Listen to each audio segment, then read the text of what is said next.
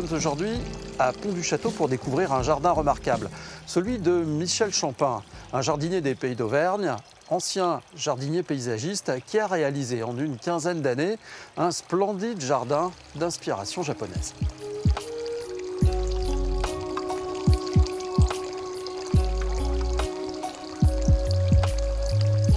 Alors Michel, comment est venue cette passion pour le Japon, pour le jardin japonais? Eh bien, en fait, c'est venu par la création d'un bassin. Ce bassin-là. Voilà.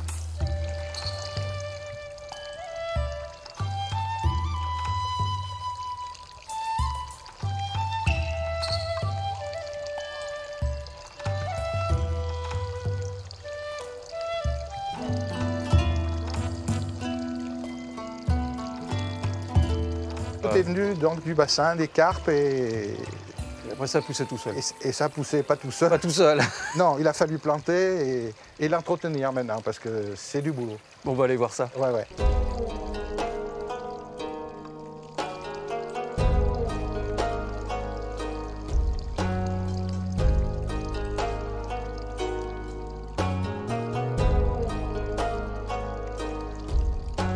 Là, nous sommes sous un cerisier Kikuchi-dare. C'est un cerisier pleureur avec donc des fleurs doubles qui malheureusement ont subi la pluie et qui commencent maintenant à faner. C'est l'inconvénient des cerisiers, c'est que c'est très éphémère comme floraison. C'est plutôt rustique comme plante? Ah oui, c'est très rustique le cerisier, il n'y a aucun problème. C'est de la famille des prunus, hein, C'est voilà, la grande famille des prunus. la grande famille des prunus. Eh oui. Qui comporte les pruniers, les pêchers, etc. Enfin, même les lauriers. Donc le cerisier est un prunier. Voilà. Oui, en gros, oui. La même famille.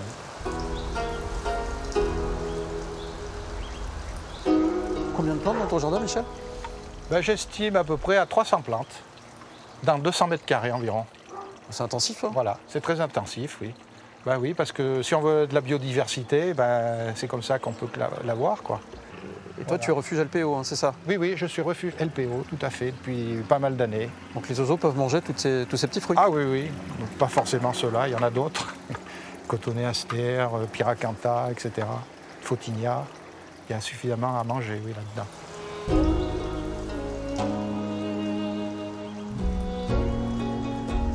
Tu ne tailles pas la pelouse, hein, Ah non, non, non.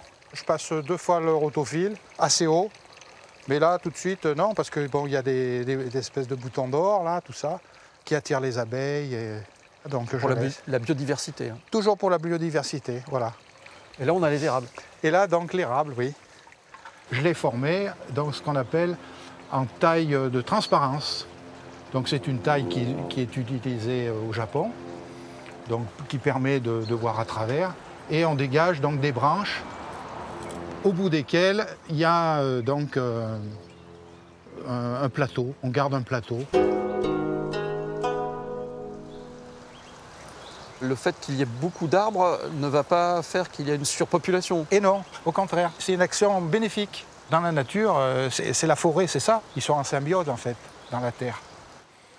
Qu'un arbre qui est planté loin, comme ils font en ville, par exemple, loin de l'autre, souffre beaucoup plus, tandis que là, ils s'interagissent.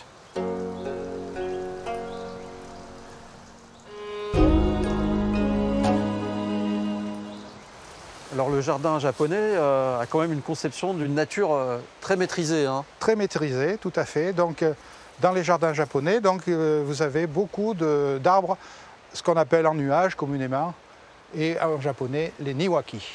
Normalement, ça se fait à la main, avec les doigts. On pince ces chandelles, on les coupe. Là, les petites chandelles. Là. Voilà, pour faire les plateaux. On a des travaux pratiques, je crois. Alors là, on a une taille encore sur niwaki, mais qui est plus spécifique, qui s'appelle karikomi, c'est-à-dire tout ce qui est les boules. Donc on rabat tout bêtement la pousse de l'année. Là, il n'y a rien de plus facile à faire. Voilà. On commence par en bas, en montant. Là aussi, il ne faut pas commencer n'importe où. Ça se comprend bien que si on commence en haut, les branches vont tomber sur celles qui ne sont pas coupées. On donne des petits coups comme ça, oui. Ça fait sauter les branches. Ça, c'est des combines ça, de jardinier.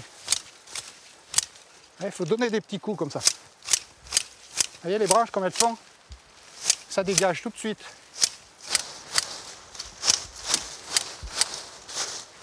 On va y arriver. Voilà, on va dire que c'est pas trop mal.